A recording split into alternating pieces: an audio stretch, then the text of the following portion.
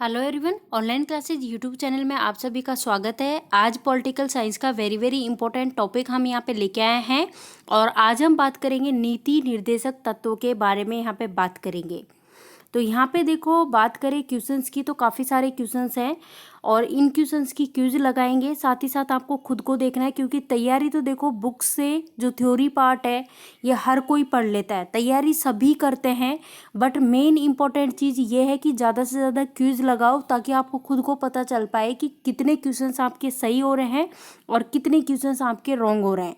जो क्वेश्चन गलत होते हैं उस पर अच्छे से फोकस करना है ताकि यहाँ गलती कर दो लेकिन एग्जाम में आप गलती ना करो। स्टार्ट करते हैं सेशन को, देखते हैं किस तरह से चीज़ों को कवर किया है। क्वेश्चंस का बराबर आंसर देना, जो कोई क्वेश्चन गलत होता है उस पर और अच्छे से फोकस करना। सेशन को स्टार्ट करते हैं हमारे फर्स्ट क्वेश्चन के साथ में, जो कि है राज्य की जो नीति निर्देशक तत्व है वो संविधान के किस भाग में उल्लेखित हैं, ये आपको बता रहा है। फ्रेंड्स आंसर बताइएगा, जिसके लिए ऑप्शंस है भाग 2, भाग 3, भाग 4 या फिर भाग 5। तो देखो, नीति निर्देशक तत्व की बात करें तो संविधान के जो अब देखो कौन से भाग में है, तो फ्रेंड्स यहाँ पे पहले एक एक चीज़ देख लेते हैं। संविधान के जो भाग है उसमें किस भाग में कौन सी बात कही गई है वो चीज़ देख लेते हैं। देखो, भाग 1 की बात करते हैं तो भाग 1 में जो उल्लेखित किया गया है संघ और उसके राज्य क्षेत्रों के बारे में, जो कि अनुच्छेद 1 से 4 में किया गया है। और भाग 2 की बात करें तो इसमें नागरिकता का प्रावधान, इसके बारे में उल्लेखित किया गया है आर्टिकल 5 से 11 तक के में। फिर यहाँ पे बात करते हैं, देखो यहाँ भाग 3 की बात कर रहे हैं। भाग 3 जो है, ये भाग 3 इसमें मौलिक अधिकार जो है इसको उल्लेखित किया गया है अनुच्छेद 12 से लेके 35 में। अब यहाँ बात करते हैं फ्रेंड्स भाग 4। देखो, भाग 4 जो है वो राज्य की नीति के निदेशक तत्व हैं, इसको उल्लेखित किया गया है इसमें। और ये बात कही गई है, मतलब कि आर्टिकल अनुच्छेद पूछा गया है तो अनुच्छेद मतलब कि 36 से 51 हो जाएगा, है ना। अब यहाँ पे देखो, भाग 4 हमने देख लिया, लेकिन भाग 4A की बात करें हम तो मौलिक कर्तव्य जो है इसके बारे में वर्णन किया गया है इसमें, जो कि किया गया है आर्टिकल 51A में। अब यहाँ पे बात करते हैं भाग 5 की बात करते हैं फ्रेंड्स। तो भाग 5 में बात की गई है संघीय कार्यपालिका के बारे में उल्लेखित किया गया है इसमें, जो कि उल्लेखित किया गया है अनुच्छेद 52 से लेके 151 तक। तो ये सारी चीज़ें आपने देख ली है, तो उम्मीद करती हूँ आंसर अब सभी को पता चल चुका होगा। हमारा आंसर हो जाएगा ऑप्शन सी, करेक्ट आंसर हो जाएगा ऑप्शन सी। इसी तरह से देखो, एडिशनल इन्फॉर्मेशन जो कि एग्जाम के पॉइंट ऑफ व्यू से इंपॉर्टेंट है, काफ़ी सारी देखने को मिलने वाली है आपको। नेक्स्ट क्वेश्चन है कि जो नीति निर्देशक तत्व जो है उसको किस देश के ये संविधान से लिया गया है। ऑप्शन है ब्रिटेन, कनाडा, अमेरिका या फिर आयरलैंड। तो फ्रेंड्स नीति निर्देशक तत्व की बात हो रही है, इसको लिया है आयरलैंड के संविधान से लिया है। देखो, जब हमारा भारत का संविधान बना ना, तो उस समय भारत के संविधान में मतलब कि कोई चीज़ कौन से संविधान से लिए, कोई चीज़ किस देश के संविधान से लिए, इस तरह से करके हमारे भारत का संविधान तैयार किया गया है। नेक्स्ट क्वेश्चन है कि नीति निर्देशक तत्व की व्याख्या जो है वो किस अनुच्छेद में कही गई है। तो देखो, अभी पिछला जो फर्स्ट क्वेश्चन अपन ने देखा था उसमें अपन ने देखा था भाग पूछा जाए तो भाग 4 में इसके उल्लेख किया गया है। और कौन से अनुच्छेद में किया गया है, तो ये किया गया है अनुच्छेद 36 से 51 के बीच में। 36 से और 51 आर्टिकल है, इसमें वर्णन किया गया है किसका, नीति निर्देशक तत्वों का। नेक्स्ट क्वेश्चन, जो नीति निर्देशक तत्व जो है वो कितने भागों में बांटे गए हैं, ये पूछा है। ऑप्शन है 2, 3, 4 या फिर इनमें से कोई नहीं।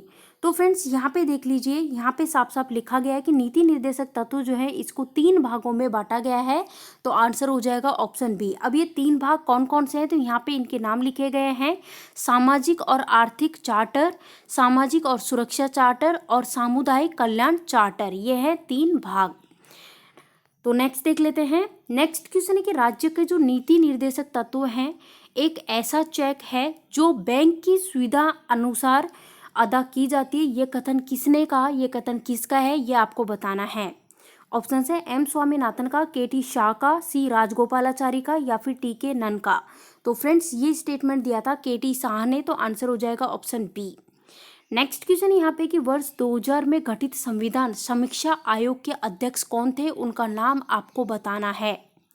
ऑप्शन है न्यायमूर्ति बीपी जीवन रेड्डी, एम.एन. वेंकट चलैया, सुभाष कश्यप या फिर सोली सोरा बाजी। तो राइट आंसर यहाँ पे हो जाएगा ऑप्शन बी करेक्ट आंसर होगा, ऑप्शन बी राइट आंसर है।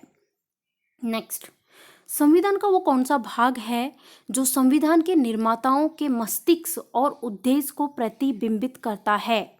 इसके लिए ऑप्शन है मूल अधिकार, संविधान की प्रस्तावना, राज्य की नीति निर्देश तत्व या फिर भारतीय नागरिकता। तो फ्रेंड्स आंसर यहाँ पे होगा ऑप्शन सी करेक्ट आंसर हो जाएगा, ऑप्शन सी। ये जो राज्य के नीति निर्देशक तत्व की बात करें जो कि आते हैं भाग 4 में, भाग 4 में आता है ना, भाग 4, तो ये वो भाग है जो कि संविधान के निर्माताओं के मस्तिष्क और उद्देश्य को क्या करता है, प्रतिबिंबित करता है। Next question, most important question, कि राज्य के जो नीति निर्देशक तत्व हैं उनको निम्नलिखित में से किन किन प्रकार के सिद्धांत अनिहित हैं? ऑप्शन है आर्थिक सिद्धांत, सामाजिक सिद्धांत, प्रशासनिक सिद्धांत या फिर उपरोक्त सभी। तो फ्रेंड्स आंसर होगा ऑप्शन डी के साथ जाएंगे हम, ऑप्शन डी करेक्ट आंसर हो जाएगा। राइट फ्रेंड्स, चलो नेक्स्ट देखिए, भारतीय संविधान में राज्य के नीति निर्देशक सिद्धांत जो है इसको शामिल करने के पीछे जो मुख्य उद्देश्य है वो क्या था? मुख्य उद्देश्य देखो फ्रेंड्स, 4 ऑप्शंस आपके सामने, आंसर बताइए। तो देखो, भारतीय संविधान जो है इसमें राज्य के जो नीति निर्देशक सिद्धांतों की बात करें तो इसको शामिल करने का जो मुख्य उद्देश्य था वो था कल्याणकारी राज्य की स्थापना करना। तो आपका आंसर हो जाएगा ऑप्शन ए। नेक्स्ट क्वेश्चन, संविधान के राज्य की नीति निर्देशक तत्व जो है इसको शामिल करने के पीछे क्या उद्देश्य था? संविधान के राज्य के नीति निर्देशक तत्वों के बारे में बात हो रही, तो इसको शामिल करने के पीछे उद्देश्य था सामाजिक आर्थिक लोकतंत्र की स्थापना करना। तो राइट आंसर हो जाएगा ऑप्शन सी।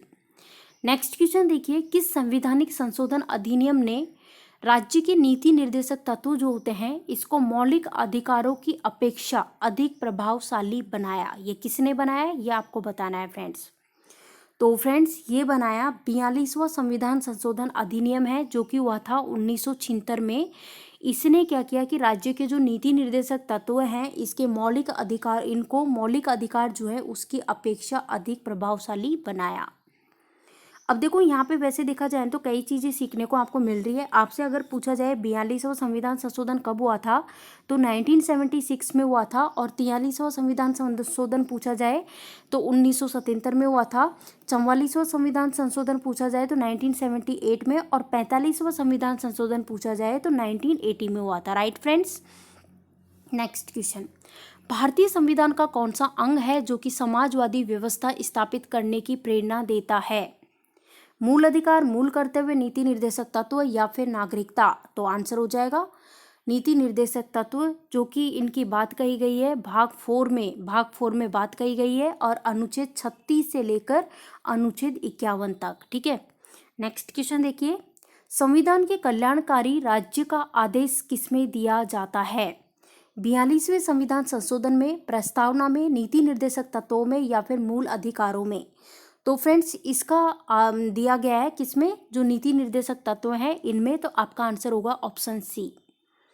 चलो फ्रेंड्स इसका आंसर बताओ, आप लोग इसका आंसर बताइए कि जो नीति निर्देशक सिद्धांत है उसका बताइए क्या है ये, वाद योग्य नहीं, या फिर मौलिक अधिकार, या फिर उपरोक्त में से कोई नहीं? फ्रेंड्स नीति निर्देशक सिद्धांत की अगर हम बात करें तो वाद योग्य नहीं है, तो आपका आंसर होगा ऑप्शन बी। करेक्ट फ्रेंड्स, चलो नेक्स्ट देखते हैं, नीति निर्देशक तत्व जो है इसका क्रियान्वयन निम्नलिखित में से किस पर निर्भर करता है? ऑप्शंस है स्वतंत्र न्यायपालिका पर, राष्ट्रपति की इच्छा पर, सशक्त विपक्ष पर, या फिर सरकार के पास उपलब्ध संसाधनों पर? तो फ्रेंड्स आंसर हो जाएगा ऑप्शन डी, करेक्ट आंसर होगा ऑप्शन डी।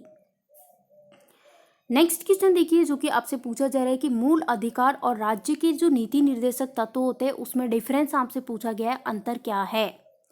तो देखो फ्रेंड्स, मूल अधिकार और जो राज्य के जो नीति निर्देशक तत्व होते हैं इसमें डिफरेंस की अगर बात करें तो मूल अधिकार क्या है, वाद योग है, जबकि राज्य के जो नीति निर्देशक राज्य जो है, देखो मूल अधिकार तो क्या है, वाद योग है, और जो राज्य के जो नीति निर्देशक जो है वो क्या है, वो तत्व नहीं है। तो ये सारी चीज़ें आपको ध्यान रखना है, मतलब कि देखो ये तो वाद्य हो गए लेकिन ये नहीं है, तो ये ध्यान रखना है, ये वाद्य हो गए और जो राज्य के नीति निर्देशक तत्व जो हैं वो वाद योग नहीं है। तो बस ये थोड़ा सा डिफरेंस है, ये है और ये नहीं है।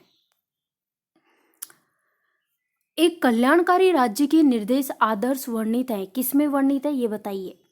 ऑप्शन ए इसके लिए दिया गया है राज्य के नीति निर्देशक तत्वों में, ऑप्शन बी मौलिक अधिकारों के अध्याय में, ऑप्शन सी संविधान की 7वीं अनुसूची में, या फिर ऑप्शन डी संविधान की प्रस्तावना में। देखो फ्रेंड्स, कल्याणकारी राज्य के जो नीति राज्य के जो निर्देशक आदर्श जो है इसकी बात करें तो ये वर्णन है राज्य के नीति निर्देशक तत्व में, जिसका वर्णन किया गया है भाग 4 में।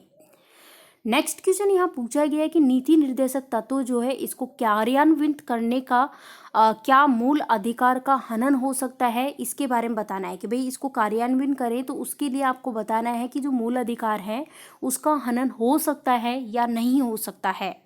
ऑप्शन है हाँ, या फिर कुछ का, या फिर नहीं, या फिर विवादग्रस्त है।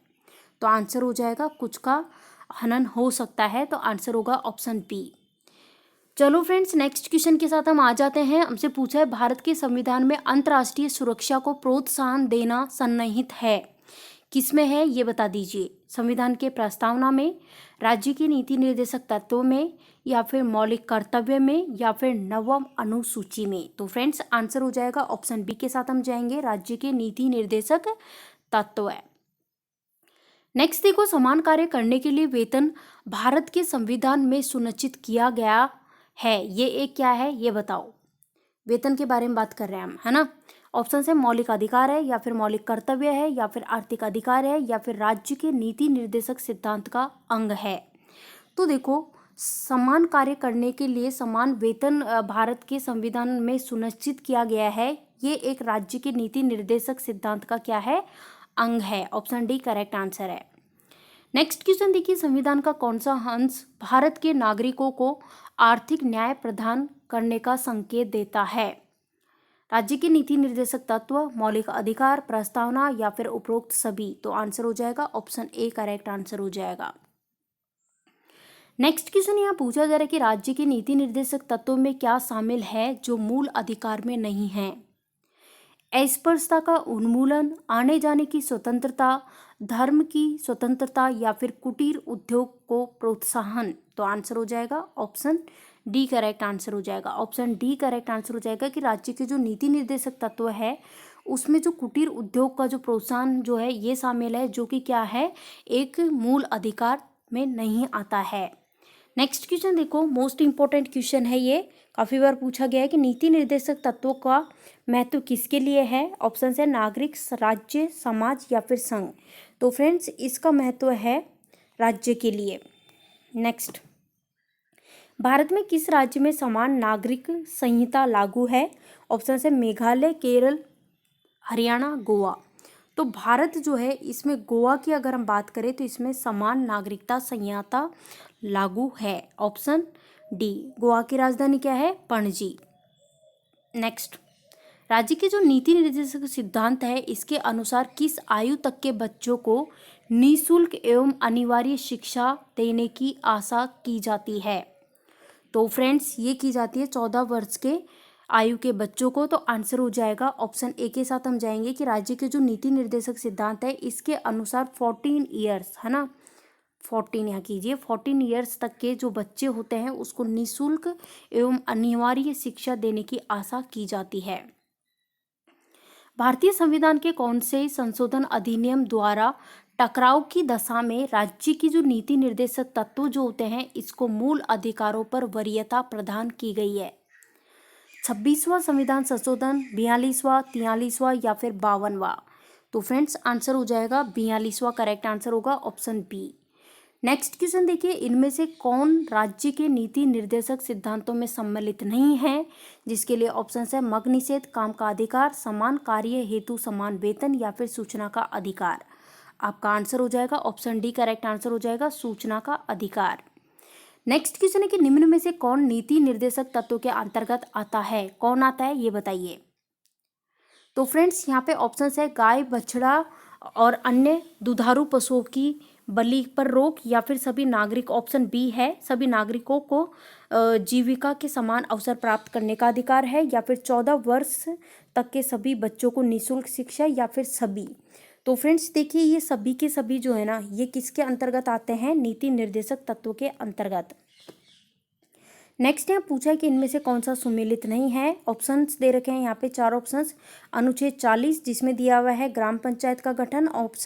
ऑप्शन बी दे रखा है अनुच्छेद 44 जिसमें दे रखा है समान नागरिक संहिता।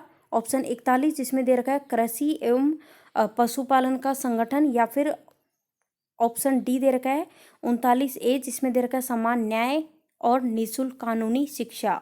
तो आंसर यहाँ पे क्या होने वाला है, ऑप्शन जो है ऑप्शन सी जो है ये करेक्ट आंसर हो जाएगा। क्यों? क्योंकि ऑप्शन मतलब अनुच्छेद 41 की बात करें तो कुछ दशाओं में काम, शिक्षा और लोक सहायता पाने का अधिकार, इसके बारे में वर्णन किया गया है इसमें। और अनुच्छेद 48 की बात करें तो ये जो कृषि और पालन का जो संगठन है इसका वर्णन किया गया है अनुच्छेद 48 में, आर्टिकल 48 में। नेक्स्ट है निम्नलिखित में से कौन सा राज्य नीति निर्देशक सिद्धांत नहीं है। अंतर्राष्ट्रीय शांति को प्रोत्साहन, 14 वर्ष तक के बच्चों को निःशुल्क अनिवार्य शिक्षा प्रदान करना, गोवध निषेध या फिर निजी संपत्ति की समाप्ति। आंसर हो जाएगा ऑप्शन डी, करेक्ट आंसर हो जाएगा ऑप्शन डी। नेक्स्ट क्वेश्चन है कि राज्य की नीति निर्देशक तत्व नहीं है, किसका नहीं है ये बताना है। ऑप्शन है वैज्ञानिक मनोभाव के विकास का, पोषाहार के स्तर को ऊपर उठाना, कमजोर ऋणियों के आर्थिक हित को उठाना, या फिर कार्यपालिका के न्यायपालिका को अलग रखने का। तो आंसर यहाँ पे हो जाएगा ऑप्शन ए के साथ हम जाएंगे। नेक्स्ट क्वेश्चन है कि किसी नीति निर्देशक सिद्धांत को प्राय समाजवादी माना जाता है, किसको माना जाता है ये बताना है। ऑप्शन है ग्राम पंचायत की स्थापना, गोवध पर प्रतिबंध, अंतर्राष्ट्रीय शांति एवं सुरक्षा का प्रोत्साहन, या फिर आय की असमानताओं को कम से कम करना। आंसर होगा ऑप्शन ए, ग्राम पंचायतों की स्थापना, राइट आंसर हो जाएगा ऑप्शन ए। नेक्स्ट क्वेश्चन है कि निम्नलिखित निर्देशक सिद्धांतों में से वह सिद्धांत कौन सा है जिसे गांधीवाद सिद्धांत कहा जाता है। ऑप्शन ए श्रमिकों और बच्चों का संरक्षण, स्वशासन के प्रभावी एकल जो है इसके रूप में ग्राम पंचायत का संगठन, पुरुषों एवं महिलाओं के लिए समान कार्य, या फिर कार्यपालिका के न्यायपालिका को पृथक करना। आपका आंसर होगा ऑप्शन बी, करेक्ट आंसर होगा स्वशासन के प्रभावी एकलों के रूप में ग्राम पंचायत का संगठन, राइट फ्रेंड्स। नेक्स्ट क्वेश्चन यहाँ पे बोला गया है कि राज्य के जो नीति निर्देशक सिद्धांत है ये किस प्रकार मौलिक अधिकारों से भिन्न है, ये पूछा गया है। तो फ्रेंड्स राज्य के नीति निर्देशक सिद्धांतों की बात हम करते हैं तो राज्य के नीति निर्देशक सिद्धांत परिवर्तनीय नहीं है, जबकि जो मूल अधिकार है ये क्या है, परिवर्तनीय है। तो इस प्रकार ये दोनों अलग हैं, ऑप्शन सी। नेक्स्ट यहाँ पूछा गया कि भारतीय संविधान के अंतर्गत कल्याणकारी राज्य की अवधारणा निम्नलिखित में से कौन से अनुच्छेद में वर्णित है, उस अनुच्छेद का नाम आपको बताना है। अनुच्छेद 36, अनुच्छेद 38, अनुच्छेद 39 या फिर अनुच्छेद 51। तो फ्रेंड्स आंसर यहाँ पे होने वाला है हम देखो यहाँ पे पहले सारे इसके लिए देख लेते हैं। अनुच्छेद 38 यहाँ पे राइट आंसर हो जाएगा ऑप्शन बी। लेकिन मोस्ट इंपॉर्टेंट चीज़ यहाँ पे क्या है कि एक एक अनुच्छेद के बारे में देखें। तो चलो अनुच्छेद 36 की बात कर लेते हैं। अनुच्छेद 36 जो है इसमें नीति निर्देशक तत्व के संदर्भ में राज्य की परिभाषा है। देन अनुच्छेद 39 की अगर हम बात करते हैं तो देखो यहाँ पे क्या है कि जो राष्ट्रीय महत्व के स्मारक, स्थान, वस्तुएं इनका संरक्षण करना। अनुच्छेद 50 की बात करें तो जो कार्यपालिका से न्यायपालिका का पृथक्करण। और अनुच्छेद 51 की बात करें तो अंतर्राष्ट्रीय शांति एवं सुरक्षा की अभिवृद्धि। और यहाँ पे जो अपना है अनुच्छेद 38 उसके लिए तो यहाँ पे क्वेश्चन में हम देख चुके हैं, ठीक है। नेक्स्ट समान न्याय और निःशुल्क विधि सहायता का प्रावधान संविधान के कौन से अनुच्छेद में है। तो फ्रेंड्स अब देखते हैं एक एक अनुच्छेद को। जैसा कि अनुच्छेद 40 की बात करें तो ग्राम पंचायतों का गठन ये इसमें उल्लेख किया गया है। फिर यहाँ पे अनुच्छेद 44 की बात करें तो इसमें उल्लेख किया गया है नागरिकों के लिए एक समान सिविल संहिता लागू करने का प्रयास। तो यहाँ पे हमारा आंसर जाने वाला है ऑप्शन बी के साथ हमारा जाएगा। इसमें ये बात कही गई है, ये किस में उल्लेख किया गया है, अनुच्छेद 39A में। नेक्स्ट क्वेश्चन है कि जो भारतीय संविधान का आपको बताना है कि कौन सा अनुच्छेद है जिसमें मतलब राज्य सरकारों को ग्राम पंचायत जो है इसको संगठित करने का निर्देश देता है, ये कौन सा अनुच्छेद है। तो फ्रेंड्स देखो एक एक के बारे में देखेंगे। जैसे कि अनुच्छेद 40 के बारे में देखें तो ग्राम पंचायतों का गठन का उल्लेख किया गया है इसमें अनुच्छेद 40 में। अनुच्छेद 44 की अगर हम बात करें तो नागरिकों के लिए एक समान सिविल संहिता लागू करने का वर्णन किया गया है। अनुच्छेद 48 की अगर हम बात करें तो कृषि और पशुपालन का संगठन इसमें उल्लेख किया गया है। अनुच्छेद 51 की बात करें तो अंतर्राष्ट्रीय शांति और सुरक्षा का अभिवृद्धि। तो आंसर आपके सामने है फ्रेंड्स, हमारा आंसर होगा ऑप्शन बी करेक्ट आंसर हो जाएगा। इसमें देखो साफ लिखा गया है ग्राम पंचायतों का गठन। नेक्स्ट, भारतीय नागरिकों के लिए एक समान सिविल संहिता प्राप्त करने की बात कौन से अनुच्छेद में कही गई है, अब तक रट जाना चाहिए। तो यहाँ पे देखो चेक कीजिए ऑप्शन जो ये अनुच्छेद 40 है इसके बारे में भी रट जाना चाहिए कि ग्राम पंचायतों के गठन के बारे में उल्लेख किया गया है अनुच्छेद 40 में। अनुच्छेद 45 की बात करें तो शिशुओं की देखभाल तथा 6 वर्ष से कम की उम्र के बच्चों को शिक्षा देने का प्रयास करना, ये बात कही गई है अनुच्छेद 45 में। फिर अनुच्छेद 48 की अगर हम बात करें तो इसमें बात कही गई है कृषि और पशुपालन का संगठन के बारे में।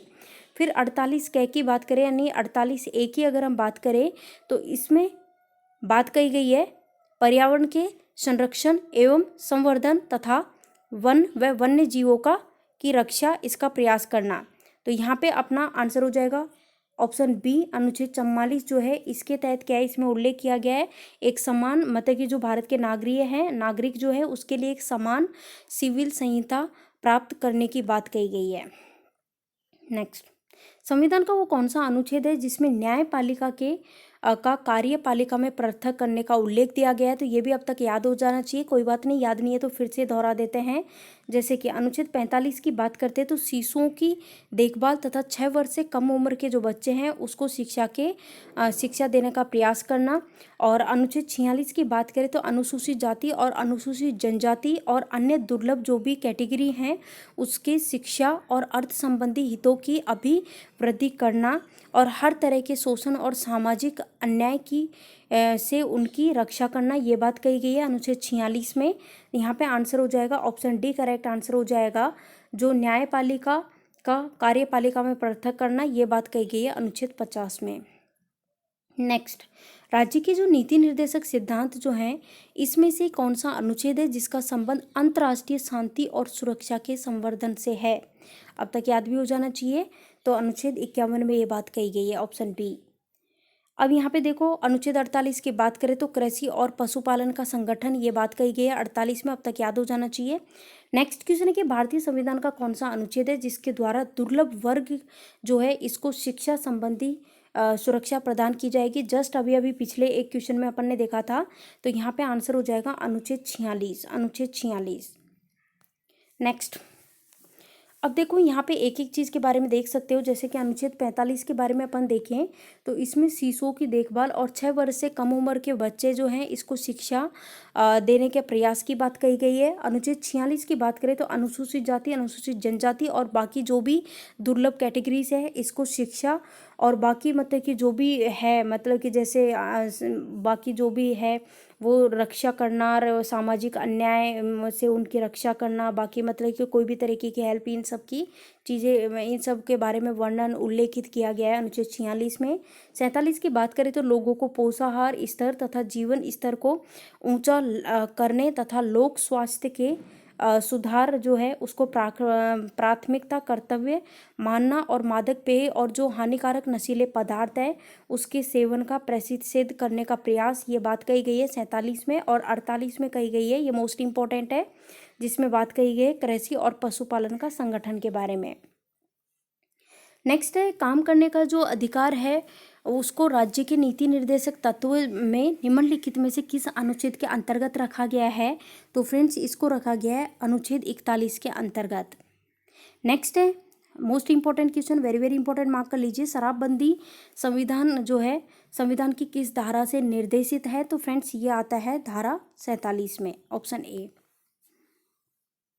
अब देखिए अनुच्छेद की बात करें, अनुच्छेद 47 जो है उसमें क्या बात कही गई है कि लोगों के पोषाहार का जो स्तर है या फिर जीवन का स्तर है इसको ऊंचा करना और लोक स्वास्थ्य के सुधार करने को प्राथमिक कर्तव्य मानना, मादक पेय या फिर हानिकारक जो भी नशीले पदार्थ हैं उनका सेवन प्रतिषेध करने का प्रयास करना, ये बात कही गई है अनुच्छेद 47 में।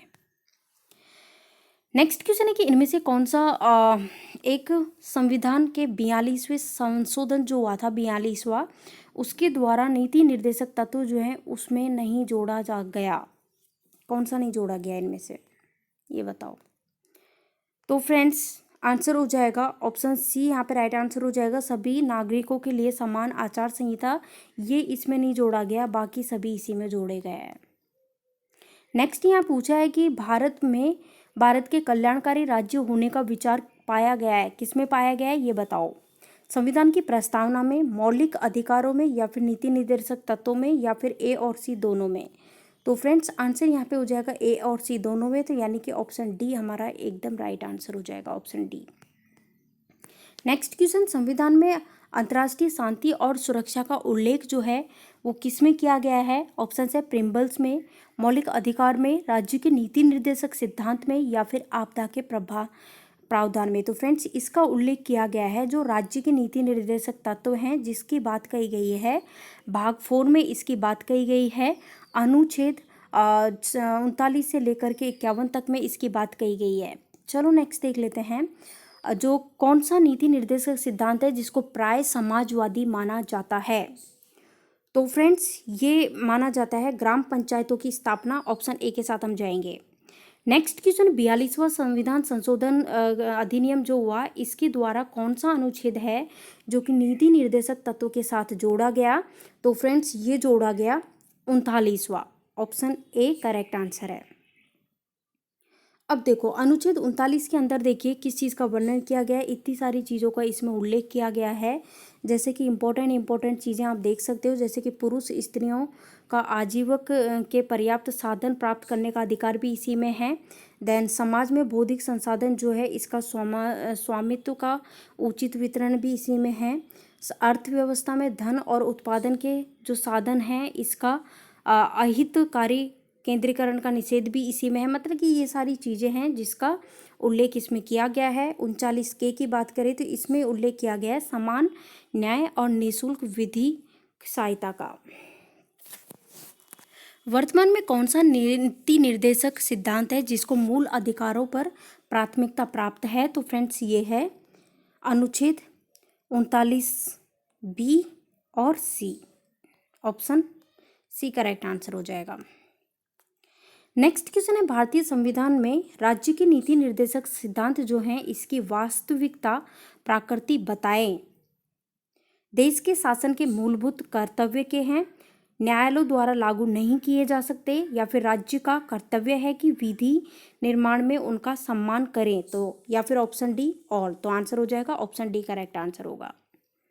नेक्स्ट क्वेश्चन है कि नीति निर्देशक तत्व जिसको संविधान का 42वां संविधान संशोधन द्वारा स्थान मिला वो कौन सा है। पर्यावरण की रक्षा, कुटीर उद्योग का प्रोत्साहन, समान कार्य के लिए समान वेतन, या फिर अंतर्राष्ट्रीय कानून के प्रति सम्मान बढ़ाना। आपका आंसर होगा friends option A correct answer होगा। नेक्स्ट क्वेश्चन है कि कौन सा नीति निर्देशक तत्व अभी तक कार्यान्वित नहीं किया गया है। शांति में विश्वास, बच्चों के लिए मुफ्त शिक्षा, अल्पसंख्यक का संरक्षण, मक निषेध का कार्यान्वयन। आंसर हो जाएगा ऑप्शन ए करेक्ट आंसर हो जाएगा फ्रेंड्स, ऑप्शन ए राइट। हाँ चलो नेक्स्ट देखते हैं मोस्ट इंपॉर्टेंट क्वेश्चन, किन विषयों के संबंध में नीति निर्देशक तत्व जो हैं इसके क्रियान्वयन हेतु मौलिक अधिकार का अतिक्रमण किया जाता है।